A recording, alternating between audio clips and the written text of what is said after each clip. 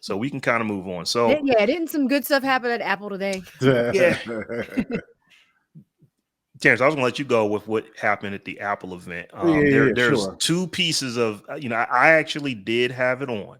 I'm not anti-Apple. I just don't own many Apple devices.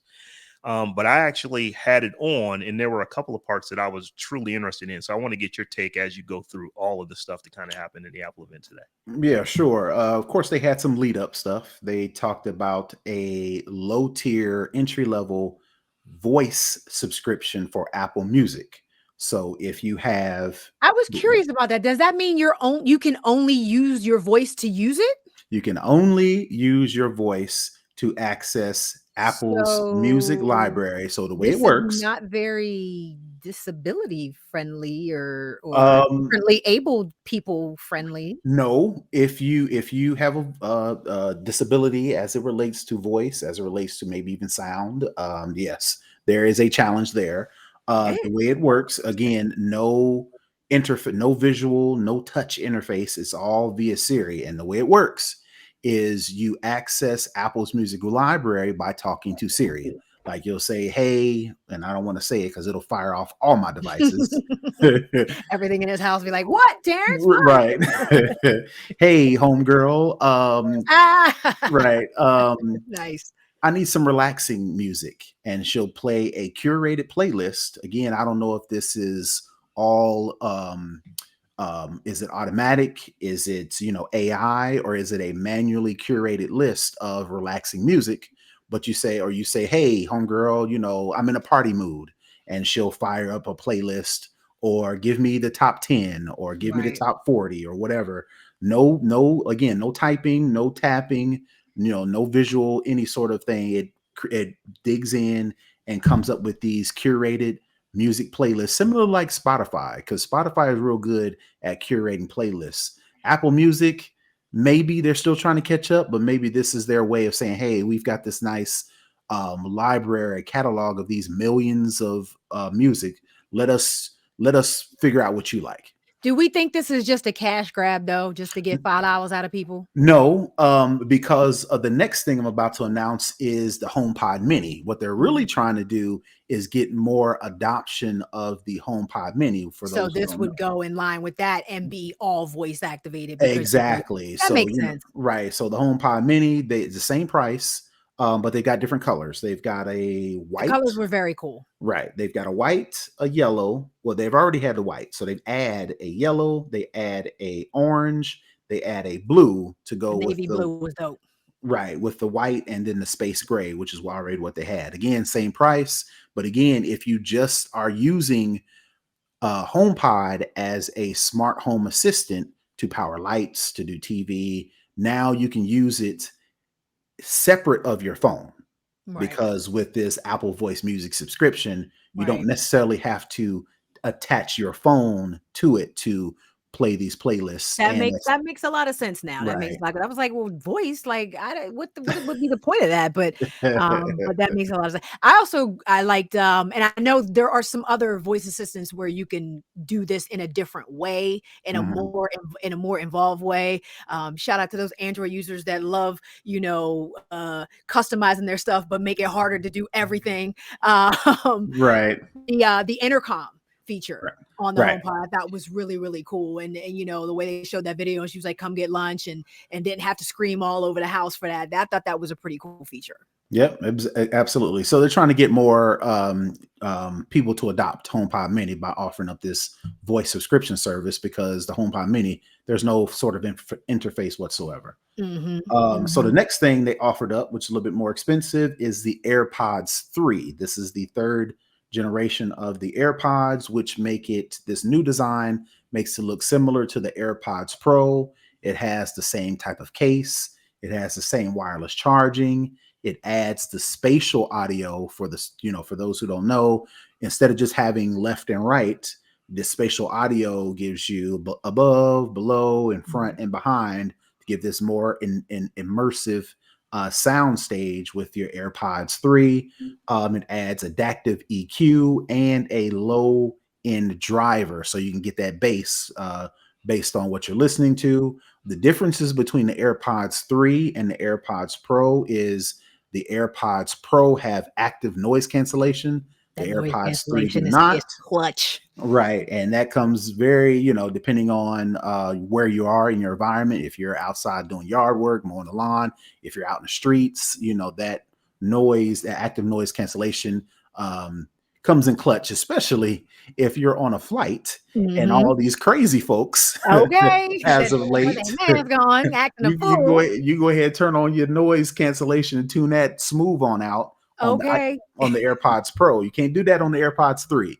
But the price, right? So the AirPods 3 are $179 as opposed to the AirPods Pro $249. So that, that's a pretty big price difference. So you have to decide, what's more important. Is the price? I think this is going to get Apple back into, because I didn't realize, I was just doing a little bit of research for this particular part of the show. Apple had 50% of the market share on true wireless earbuds back in 2019, like half just on AirPods alone. So I'll be curious to see how much they can get back with these new enhancements and upgrades to the new AirPods, because I think the price point is still fair. Right. And speaking on that, these new AirPods 3 are $179.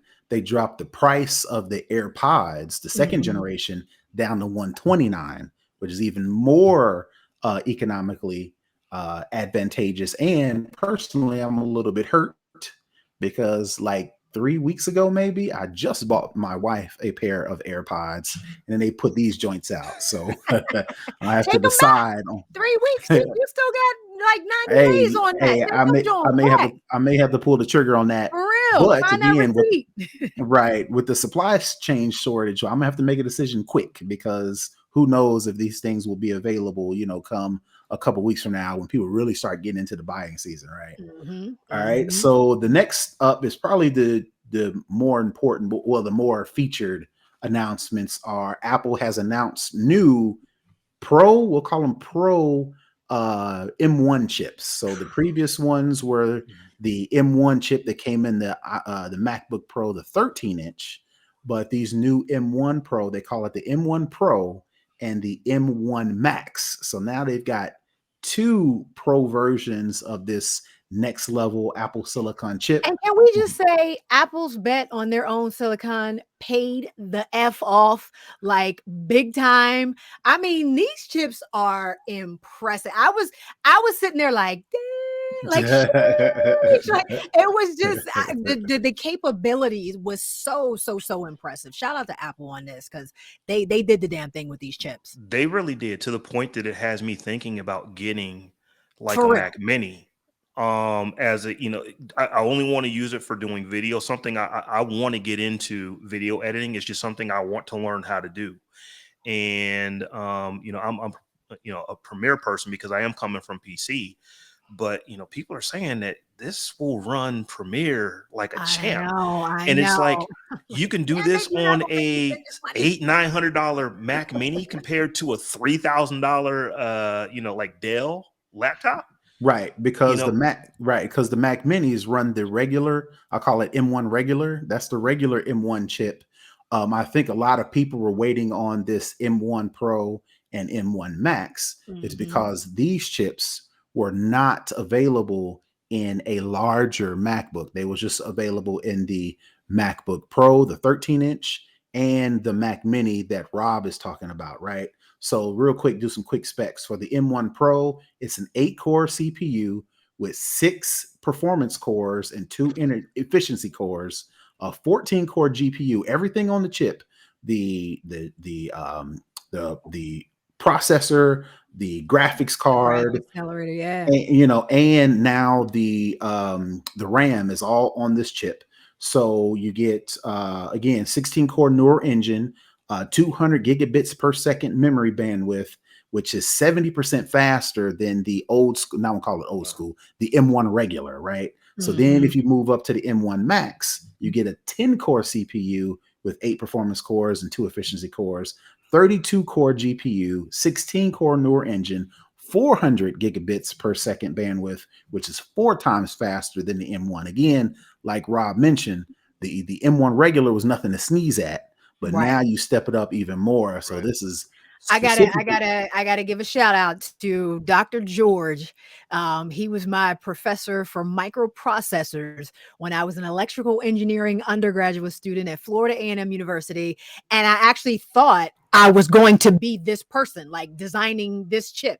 Like that was one of my lanes that I thought I might go down with that degree, was in basically building computers and designing microprocessors. And we did, machine language coding, back in the day, old school, like literally zeros and ones, and translated into hex and all of that. So, I just was geeking out so hard when I was listening to the guy in the lab with the gray hair. I forget his name. He had an accent. I can't. He was the one kind of going through all of these specs, and I'm just sitting there listening, like, Craig Federici, I think. It wasn't Craig. It was another guy. It was another guy. Okay. Yeah. Okay. But I was just geeking out so hard. And I just thought of Dr. George right in that moment. It was like, dang, if I would have just hung in there, that could have been me, rattling off those specs at the Apple headquarters. But really, really powerful stuff. I'm super, super impressed. No, these specs made my ears perk up,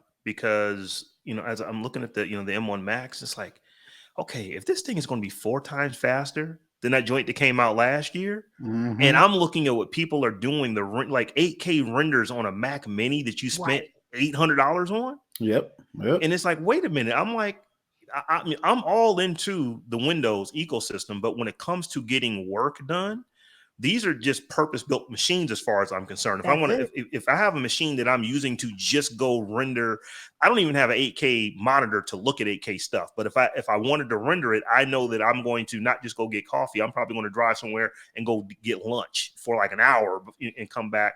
And hopefully that thing is done. And I'm looking at folks do stuff that, on my super high-end Dell XPS laptop that takes me 30, 40 minutes. I'm looking at them do the same job in 8, 12, 13 minutes on a Mac Mini that cost a fourth of what my laptop cost. Let me break in. Which Dell do you have? I have the 2019 Dell XPS 15. So I had this to tell. This was another story I wanted to tell too, because I'm so and I actually stand for Dell a little bit, and HP, because I used to rep them on QVC. But this is my 2020. I bought this last June. This is the XPS 15. Like I think I got the i12 in here with 12 gigs of RAM, like 2 terabyte. Like I got everything in here I could get, like upgraded all the way. And the other thing I saw about the MacBook that I was like, damn it, you gonna make me buy the fans and the cooling system. So quiet. Listen, when I bought this in June of last year, by August, this thing was heating up to where I couldn't even touch it. And to the point where they had to send a guy out. They sent a guy out to replace the fans in here. He came with his mask and sat at my desk and did his little thing. Literally, once he closed it back up and turned it on, it heat back up and he couldn't even touch it. So I had to end up sending it away back to whatever factory or whatever. They did something and sent it back. And it gets a little warm now, but it definitely not, like, it was literally burning me. How hot it was getting. It gets a little warm, and I can use it mostly, but the fan is the loudest. The 2 fans in here are the loudest 2 fans I have ever heard. This is why I got, like, you can't see my computer setup, but I have it's probably 24 inches. It's pretty big. I have an HP all-in-one. I got you. With crazy specs on one part of my desk, and then I have a 23-inch Dell monitor doing a dual screen kind of thing, because I got the monitor when I bought this laptop last year. I was like, let me just get the whole setup, because I do a lot of video editing. I was like, I'm gonna get my whole setup. I need a bigger screen. I'm gonna do all this stuff. I'm gonna get got my little finance and all this other stuff, paid my computer off, and was supremely disappointed with the way this thing performed. It was fast enough, but again, that heat situation, and now that the fan situation, you saw where I pulled it from. It literally sits on a shelf now until I need to actually travel with a computer. Gotcha. This is my travel laptop now, but super, super disappointed. So when I saw that cooling thing on there, I was like, damn it. I Now I will say this got about a my Mac. 2019 model. This Dell XPS, it's a beast. I love it. But you're right. When you're doing renders, it warms up. Dude. And when those fans kick in, it sounds like a helicopter taking off. I mean, Right. they are not And it quiet. makes me nervous. I'm like, is this supposed to be happening and sounding like this? Now I can't say this. Like, I don't know what's going on with your 2020 model, but my I just got a 2019 bad one. model, I it think I is definitely got a only bad one. when I am like playing like a super, like if I'm playing a game, the fans will kick on, or if I'm doing anything in Adobe Premiere after anytime you click the, you try to render something. Absolutely. When you click that export button, it's on and popping. That's And I when mean, it but cuts that's on. what I bought it for. You know what I Right. mean? Like, and that's what I paid for, all the processor upgrades and RAM upgrades, so that I could do this thing seamlessly on this machine. And it just completely, like I said, I think I got a bad one, but upon researching, I saw a lot of people having the same issue with this computer. I mean, I thought I had done enough research beforehand, but clearly I hadn't, because afterwards, I go look at the complaints, and it's a laundry list of people that are like, my joint still heats up. What's going on? What's going on? I can't even use it. So I don't know, Dell. I think y'all need to go back to the drawing board, because I mean, these MacBooks, boy, I'm like, mine is only 2 years old, and I still have 2 years left to go on it before I'm absolutely ready to upgrade this. But what I've determined is that, particularly with us being in a pandemic, I just don't travel anymore. I don't. Right. And I got this because, okay, if I go somewhere and I do something, I take a little bit of video, I'd want to be able to process it and do it while I'm at the event. Well, that's not my life anymore. So I don't necessarily want to, because this is not a light laptop. I mean, it's light for a 15-inch, but it's not like it is light like a Air. I mean, it is, it's got some weight to it. Right. And it does get warm. If you're doing video, you don't want this thing sitting on your lap, because you will start sweating like a racehorse. So you might burn yourself. Truthfully. And then I'm just thinking, it's like, okay, well, wait a minute. Do I really need to get another, pushing $4,000 laptop? I know. And then I'm looking at these, what Mac is doing, what Apple is doing, and it's like, so here's the thing: the problem that I have always had with Apple is that it costs more to do the same or less, and that has not been the case for a while. The prices have been coming down, but with the M1, it's like, man, this thing could do a lot of work, and it's not terribly expensive. It's not like you're spending more money to get the Mac than you would be spending to get a PC. And like I said, I'm not anti-Apple at all. My first 2 or 3 laptops were like PowerBook 520C. And I can't remember what I got after that, but my first 2 or 3 laptops were actual Apple devices. But it just got to the point where I was like, wait a minute, I want to spend this amount to get an Apple device, or I can get a HP or Dell, and it cost me a little bit less. And that's why I moved over to PC and have been there for 20 some odd years. But man, Apple is kind of courting me with this stuff, that's coming out. Did you spend some money today, Terrance? Come on, man. What's my name? What's my name? I bought 2 of them out of a panic. But we'll get to that. We'll like, just in case. Let me get 2 just in case one didn't. Let me get one for the backup and just one to have, so I can just hold it and show people. But you spoke on something, Stephanie. The sense that you wanted something that can do everything, right? Mm-hmm. Nowadays, people like us who are getting into or already into content creation, and not just recording a video and then editing it and then uploading it. I mean, like streaming, like what we're trying to do with this podcast. There are a lot of people who are streaming to YouTube, streaming gaming to Facebook, streaming to Instagram, Twitch, all that. And they don't have the space or want something that's all in one, right? A lot of the pushback from the last year's M1 Max were the fact they were only 13-inch screens. There are a lot of people who want a larger laptop because this is the only one. I don't have a monitor. I don't have this big fancy setup. I don't have a dedicated space to where I can put a computer or 2.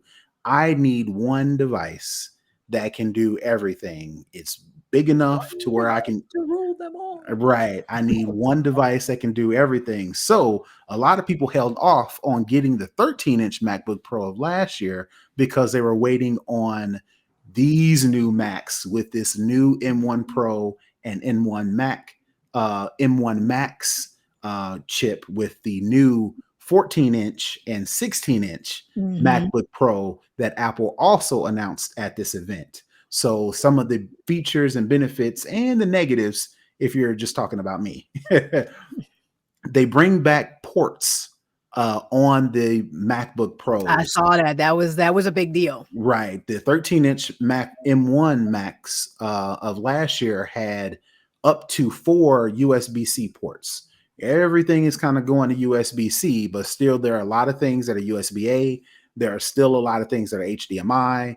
There are still a lot of things that, for instance, a lot of photographers, videographers need that SD card slot. If we're talking pro users, they may not want to be messing around with all these dongles rather.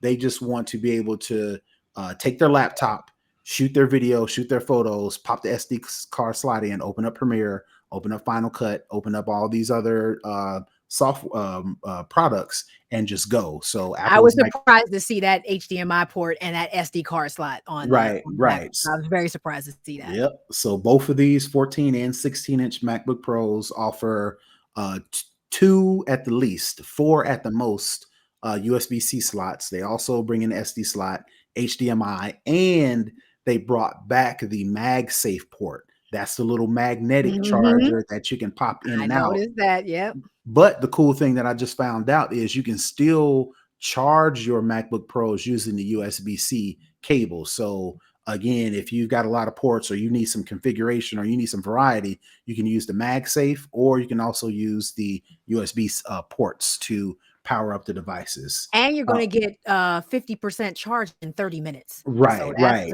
The chips and all the things working together inside, that gets you that as well. So you get more life. Yep. You get a better display. These are 120 hertz refresh rate, liquid retina XDR ProRes displays. So again, that goes to Robb's rendering in 8K and up. These ProRes displays, this one display on your MacBook without the extra XDR $10,000 Apple joints. You can use your laptop and actually see what you're actually able to record, edit, and render in. So the one thing that I was pissed that they got rid of was the touch bar, but I'm in a small minority. Ask you about that. I figured you probably would be, because nobody liked the touch bar. Nobody else but nobody but you. I saw that too. I was like, I think that was probably a good idea for them to so again, majority rules. So they got rid of the touch bar, which was Apple's little, top row interactive touchpad keys that nobody but Terrance used. That nobody but me used. But they still keep Touch ID. So if you want to use your fingerprint to unlock your phone, that's still there. But they've replaced the touch bar for the function keys that everybody's used to prior to the M1 Max of last year. One of the things that they also brought that a lot of people didn't like is the notch. There's a little notch similar to your iPhone that houses the 1080p camera, which that's an upgrade from previous generation. That was a big complaint for people. I don't know why. I really don't understand. It is what it is. I mean, if you can get 1080, just put 1080 in there. Honestly, everybody else in the world now, rocking their Logitechs and everything else, and you don't necessarily want to have a separate webcam. This is why I have a separate webcam, because the webcam on my even 1080p on this HP that it ain't the same. It's not the same. It's not the same. So, if you can put it in the machine, just put it in the machine. Right. Y'all, so a lot of people are up in arms in that, which again, like I said, that's, I ain't mad at it. And I mean, the notch gives you more room, gives you more real estate on the screen. So I'm not sure why people would have a problem with that besides aesthetics. Right. So again, all that, again, touch bar, the 14-inch. Now with this M1, of course, you can configure these things up to 8 terabytes of storage. You can configure them up to 32 gigs of RAM. Yeah, I want. That's the I'd want the $8,000 RAM. joint. I don't know if I want it 8 terabyte because that Apple's going to charge you for that. I'd rather just Oh, you give gonna pay me for all enough to that. do my work and let me plug because I'm going to have an Like 2 external. is fine. Yeah, yeah. I'm 2, going to have 3 maybe. external docking station anyway from when I'm doing that level of work. But but again, this is for those pro users who, again, are in their apartment, or yeah, people you got who are adapting this new way of life, this new way Yep. of the internet, this streaming. There are a lot of people that are doing it nowadays, and they just want one And piece somebody of that's equipment. editing a movie needs Right, those right. specs, Yep. definitely. So the Apple 14, did it. yep. So the 14-inch starts at $2,000. The 16-inch starts at $2,500. And They that's are with a 256, a 256 gig SSD. So right, right. basically, you gonna need to spend some money to upgrade Oh this yeah, joint. you can spend some money. The available for pre-order today already, which is why I bought two because I was in a panic. So they announced it. And they ship next week.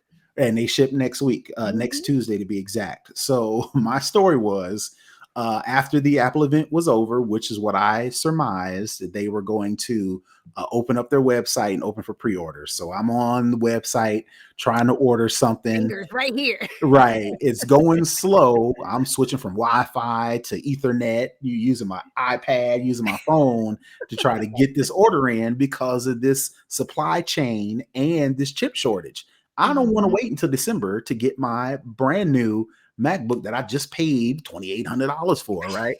So I'm over here trying to order stuff, and it's like I'm checking the ship dates because every time you select a option, that changes your ship date, right? So I'm on here trying to click stuff, and it's like I know my time is running. I'm against this clock of these people trying to order this thing. So I'm like, all right, let me go ahead and order this, order that. So by the time I got done ordering the machine, it was like 3,000 some odd dollars, right? So I was like, wait a minute. All right. So I put this order in.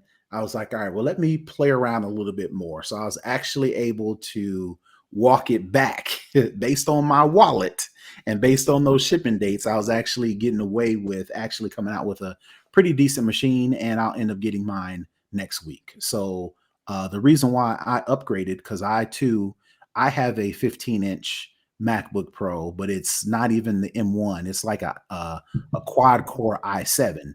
And anytime I go to stream a podcast, or anytime I go to record our show, or actually join the show that I'm on now, my fan spins up as well. So it's like, all right. Mhm. But I also wanted a larger screen because I can't do the little 13-inch The anymore. 13, So, yeah. right. So I opted for the 16-inch versus the 14-inch. I got the M1 Pro versus the M1 Max chip simply Mhm. because I don't have an M1 at all. So anything M1 will probably be leaps and bounds over what I'm dealing with now. So I didn't feel like I had to go M1 Max because, yeah, I'm a streamer. I edit some videos here and now, but I ain't doing 4K renders. I'm not doing Right. all that, right? So I talked myself off the ledge, saved me some money, You and were got like, an I don't earlier need to ship spend date. $4,000. Right. and So then I I know there's. canceled. Go ahead. I just want to say there's probably people who are listening and say it's like $3,000 or $2,500. That's not a lot of money It's not. for this level of laptop. And And like, and and this is what has me interested in this go is ahead. that this is right there with Dell. This is what you would spend to get a Dell that can do what these can do. This is what you would spend to get a Lenovo that can do what these can do. So when Apple came And out with the that, if they're M1, they have. and, Go and ahead. you keep them forever. I got a Well, that's 2016. the thing. Yeah. I've got a 2016 MacBook, and I've had this for going on, 5 years, with no complaints outside of the fan just now starting to spin up because I'm starting to do more. Right. So Mhm. you can get it's a safe That's the bet. thing. You're gonna get 6, 7, 8, 10 years out of a MacBook, whereas, you and I, Rob, will be looking at MacBooks in 2 years. You know what I mean? So Yeah. it's just the longevity. You can't beat Apple for the longevity of their products either. Yep. So that's pretty much the gist of it that was announced at the Apple event. Like I said, if you're interested, make up your mind. You either want one, so you go order it now. Again, not because of FOMO, But the fact that, these supply chain issues, these chip shortages, even though Apple is making their own chips, somebody's got to put them together. Apple ain't engineering or assembling these things in California. They're doing that over in China, and they got to ship these things over here. So if you're looking to purchase something, make up your mind sooner than later, because, if you order one, who knows, when you'll get it. So that's my Mhm. only advice, which is why I was panicking. It's like, I don't want to pay upwards of $2,000 and I can't get it for months from now. I need to enjoy my stuff now. Right.